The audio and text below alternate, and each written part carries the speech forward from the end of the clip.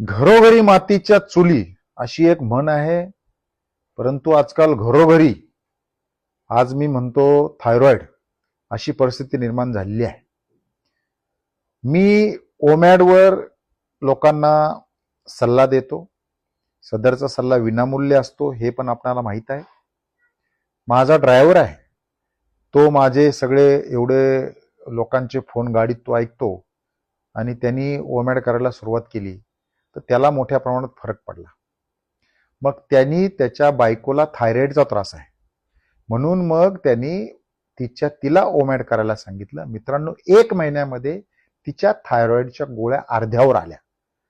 मला हे सांगायचं आहे की ओमॅड 1 मील अ डे, दिवसातून एकदाच जेवणे, ही जी थेरपी आहे ही पूर्णतः नॅचरल आहे, पूर्णतः नैसर्गिक आहे.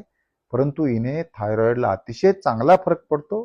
गोळ्या घेऊन आपलं शरीर खराब करण्यापेक्षा डॉक्टरांच्या सल्ल्याने उपवास करा आणि थायरॉइडला किती फरक पडतो ते नक्कीच प्रतिक्रियेमध्ये मला सांगा. आपल्याला थायरॉइड जर कुणाला असेल, आपल्या मित्रमंडळींपैकी कुणाला असेल तर त्यांना नक्कीच सल्ला द्या. धन्यवाद.